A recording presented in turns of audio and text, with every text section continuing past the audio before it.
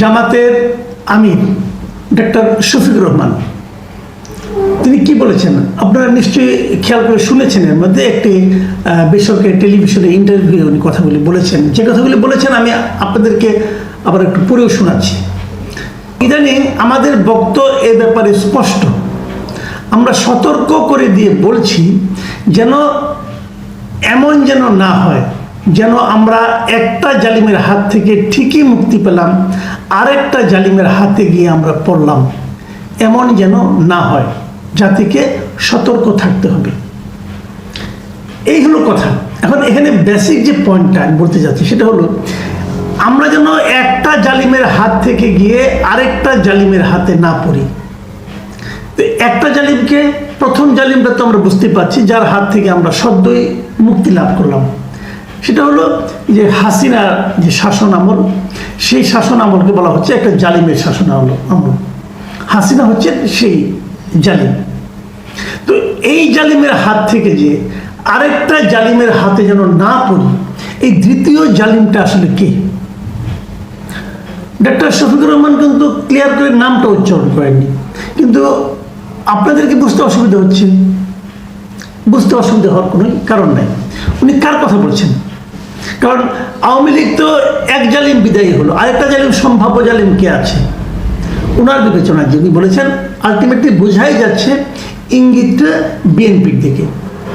শেখ হাসিনা যখন পতন হলো তখন কিন্তু আমি এই ধরনের বেশ কিছু সামাজিক মাধ্যমে ট্রল দেখেছি। অনেকে দেখে বিভিন্ন রকম ছবি দিয়ে, কার্টুন দিয়ে, মিম করে এই ধরনের ট্রল করেছেন যে একজনকে, এক ভদ্রমহিলাকে বিদায় করে দিল এবং বিদায় হয়ে যাওয়ার সঙ্গে সঙ্গে পেছন থেকে আরেক ভদ্রমহিলা উকি দিচ্ছেন। তো এরকম কিন্তু আমরা অনেক ধরনের ট্রল দেখেছি। বোঝা যাচ্ছে উনি সেটাকেই বলছেন। কিন্তু প্রশ্ন হলো যে আমরা যদি বলি যে এই আওয়ামী লীগ ক্ষমতায় আসার আগে আমাদের এখানে রাষ্ট্র ক্ষমতায় কে ছিল, যে আপনাকেই প্রশ্ন করি, আপনি কিন্তু বলবেন বিএনপি জামাত জোট ক্ষমতায় ছিল। সবাই তাই বলে, কেউ কিন্তু বলে না যে এককভাবে বিএনপি ছিল। সবাই বলে বিএনপি জামাত জোট ছিল ক্ষমতায়। ওই সময় বিএনপির কি এককভাবে সরকার গঠনের সক্ষমতা ছিল না? ছিল কিন্তু। তারপরে তারা জামাতকে নিয়েই জোট করেছে, জামাতকে নিয়েই সরকার করেছে। জামাতের দুইজন নেতাকে সরকারের পূর্ণ মন্ত্রীর মর্যাদা দিয়েছে, পূর্ণ মন্ত্রী করেছে। তাহলে যে বিএনপি জামাত জোট, সেই জোটের যে প্রধান দল বিএনপিকে জামাত এখন সম্ভাব্য জালিম হিসেবে অভিহিত করছে কেন? এর পিছনে কারণটা কি? বিএনপিকে এই 2001 থেকে 2006 পর্যন্ত যেভাবে শাসন করেছে জামাত, সেই শাসনের কিন্তু অংশ ছিল। তো জামাত কি সেই শাসনটাকে জালিমের শাসন বা জুলুমের শাসন বলে বিবেচনা করতে চায়? যদি চায় তাহলে তো সেই জুলুম সেও করেছে, তাহলে তো সেই জুলুমের মধ্যে তার অংশ ছিল। তাহলে আমি কি করে বুঝবো যে বিএনপির শাসনটা যে জালিমের শাসন, এবং ওনারাই বা কীভাবে সেটাকে সেভাবে অভিহিত করছেন? আসলে এখানেই হলো জামাতের রাজনীতিটা। বিএনপির সঙ্গে জামাত যখন জোট করেছিল 2001 সালের নির্বাচনের আগে, সেই সময় বিএনপির যে অবস্থা ছিল এখন বিএনপির সেরকম অবস্থা নেই, এটা জামাত মনে করে। আবার বিপরীত দিকে ওই সময় জামাত যতটা দুর্বল ছিল, এই বর্তমান সময়ে জামাত নিজেদেরকে অতটা দুর্বল আর মনে করে না। জামাত হয়তো তাদের সক্ষমতা নিয়ে অন্যরকম একটা চিন্তা করে। জামাত হয়তো ভাবে যদি নির্বাচনটা 2 বছর অথবা 3 বছর পরে হয় তাহলে তারা হয়তো এককভাবে কিছু একটা করার সক্ষমতা অর্জন করবে। এটা হয়তো জামাত ভাবে বলেই সে কিন্তু বিএনপিকেও একভাবে জনগণের সামনে উপস্থাপিত করছে। প্রশ্ন হচ্ছে এই 15 বছরে বিএনপি এবং জামাতের সরকারের পর যখন আওয়ামী লীগ সরকার আসতো 2009 সালে থেকে, সেই সময় থেকে এই গত 16 বছরে কি এমন ঘটলো যে জামাত শক্তিশালী হয়ে গেল? কি এমন ঘটলো যাতে নাকি জামাত নিজেদের এতটা শক্তিশালী মনে করতে থাকলো যে তারা এককভাবে ক্ষমতায় যাওয়ার সক্ষমতা রাখে? অথচ বিপরীত দিকে ভাবলে আপনি দেখবেন এই সময়ে জামাতের উপর সবচেয়ে বেশি স্টিম রোলার চলেছে। জামাতের চিহ্নিত যারা কেন্দ্রীয় নেতা, যদি বলি গোলাম আজম, মৌলানা গোলাম আজম, মৌলানা দেলোয়ার হোসেন সাইদি, মতিউর রহমান নিজামী, আলী হাসান মুজাহিদ, কামারুজ্জামান, আব্দুল কাদের মোল্লা, এরা সবাই তো জামাতের সব এক একটা হাই ভোল্টেজ লিডার ছিলেন। এদের সবাইকে জামাত হারিয়েছে। এবং ওই সময় যদি কেউ বলতো যে ডক্টর শফিকুর রহমান কত বড় নেতা, অনেকে শফিকুর রহমান সাহেবকে চিনতেনও না। তারপরে সেই শফিকুর রহমান এখন এই কথা বলার সাহসটা অর্জন করেন কিভাবে? তো জামাত কি তাহলে এতটাই শক্তিশালী হয়েছে?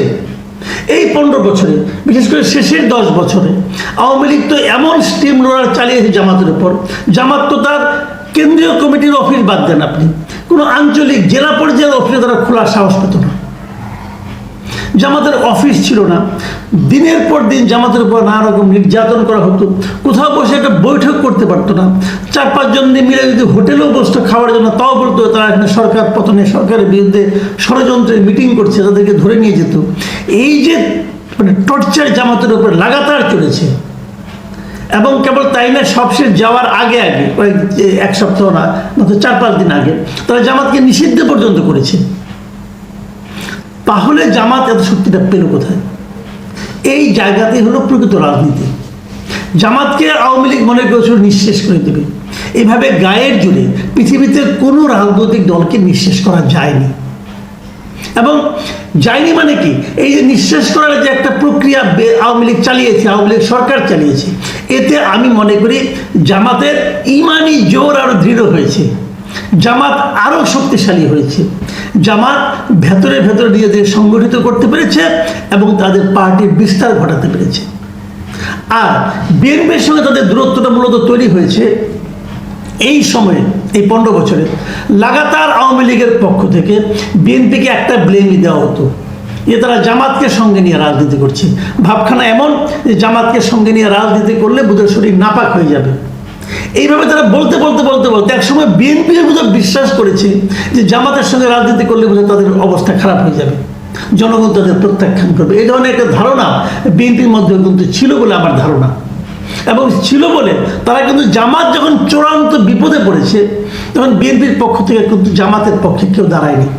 জামাতের এই কেন্দ্রীয় নেতাদের যখন একজন একজন করে ফাঁসি দেওয়া হয়েছে, বিএনপির কোনো পর্যায়ের কোনো নেতা কিন্তু এগুলো নিয়ে কোনো ধরনের মন্তব্য করেনি। জামাত এমন কোনো মন্তব্য করেনি যা নাকি জামাতের কাছে সহানুভূতির মানে পরশ বলে মনে হয়।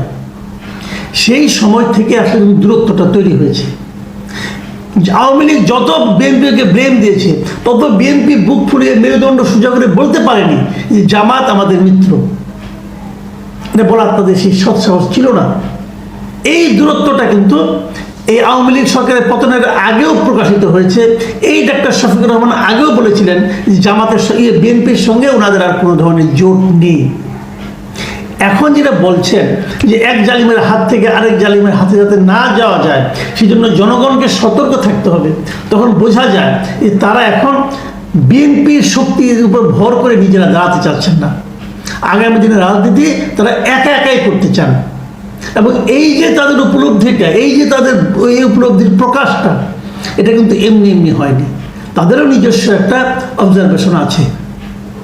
প্রিয় দর্শক, আমার মনে হয় সামনে রাজনীতিতে এই বিষয়গুলো কিন্তু বড় একটা ধারণা আপনাদেরকে দেবে যে দেশ আসলে কোন দিকে যাচ্ছে, কার দিকে যাচ্ছে, দেশের কোন কোন রাজনৈতিক দলগুলো আগামীতে শক্তিশালী হয়ে সামনে উপস্থিত হচ্ছে। আর জামাতের জন্য এটা খুব সহজ একটা বক্তব্য, কারণ তারা মানুষকে দেখাতে চায়, বলতে চায় যে 15 বছর আপনারা দেখেছেন টানা আওয়ামী লীগকে, তার আগের 5 বছর দেখেছেন বিএনপিকে, তার আগের 5 বছর দেখেছেন আবার আওয়ামী লীগকে, তার আগের 5 বছর দেখেছেন আবার বিএনপিকে। কাজে আপনারা আওয়ামী লীগ বিএনপি 2 দলকে চেনা হয়ে গেছে, এখন তৃতীয় কাউকে নির্বাচন করুন। আর এই তৃতীয় কাউকে নির্বাচন করলে কে আসবে?